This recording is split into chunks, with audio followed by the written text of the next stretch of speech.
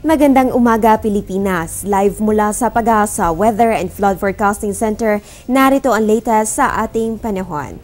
Para sa ating localized weather update, mga kababayan, ang nagpalabas na thunderstorm watch ang Pag-asa dito sa Metro Cebu kaninang 9:15 ng umaga. Ayon po dyan, maaari pong magkaroon ng thunderstorm formation sa loob ng 12 oras. Samantala dito naman sa National Capital Region, nagkaroon din po tayo dyan ng thunderstorm watch. Ayon sa Pag-asa, posible rin po magkaroon ng thunderstorms within 12 hours. Kaya mga kababayan, manatili nakatutok sa ating weather updates.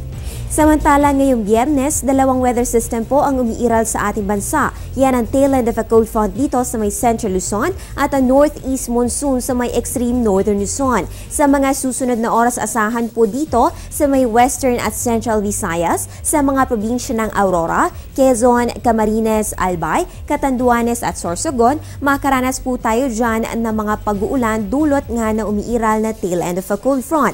Dito naman sa Cagayan Valley, Cordillera at Ilocos, makakaranas lamang tayo ng isolated light rains sanhi ng amihan. Ang nalalabing bahagi naman sa kabila na Metro Manila, makakaranas po tayo ng fair weather condition maliban lamang sa isolated thunderstorms. Samantala, detalye na 3-day weather forecast na Pag-asa, alamin sa aming pagbabalik.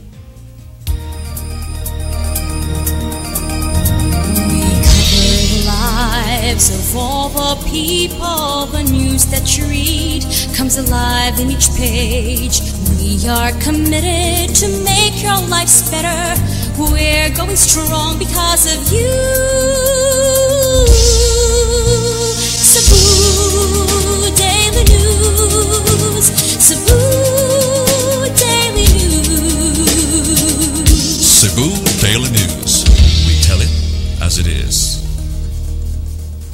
O mga kababayan, uulan nga ba sa mga susunod na araw? Alamin natin yan mula sa 3-day weather forecast ng Pag-asa. Simulan natin dito sa Baguio City, asahan lamang po ang rain showers bukas, sa Linggo at sa Lunes. Maglalaro ang temperatura sa pagitan ng 17 to 25 degrees Celsius. Dito naman sa Metro Manila, magiging mainit sa umaga at tanghali, ngunit posible po ang thunderstorms pagsapit ng hapon o gabi. So yan po ang aasahang weather condition this weekend at sa Lunes. Punta naman tayo sa Metro Cebu, asahan po ang bahagya hanggang sa maulap na kalangitan na may pulupulong pagulan o pagkidlat-pagkulog sa susunod na 3 araw. Ganitong weather condition din po ang aasahan sa may Metro Davao. Expect partly cloudy to cloudy skies with isolated rain showers or thunderstorms bukas, sa Linggo at sa Lunes. At sa Zamboanga City, asahan po ang fair weather condition, pero syempre magdala po tayo ng payong bilang panangga sa init ng araw o posibleng pag-uulan dulot ng thunderstorms. Yan po ang aasahan nating weather condition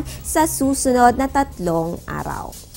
At yan ang latest mula dito sa Pag-asa. Manatiling nakatutok sa ating weather condition sa pamamagitan ng Panahon TV Facebook at Twitter accounts. Antabayan na rin ang aking susunod na update mamayang 11:00 ng umaga. Ang update na ito ay hatid sa inyo ng Panahon TV Express, kung saan walang pinipiling panahon ang pagbibigay impormasyon. Ako po ang inyong weather girl, April Enerio. Magandang umaga.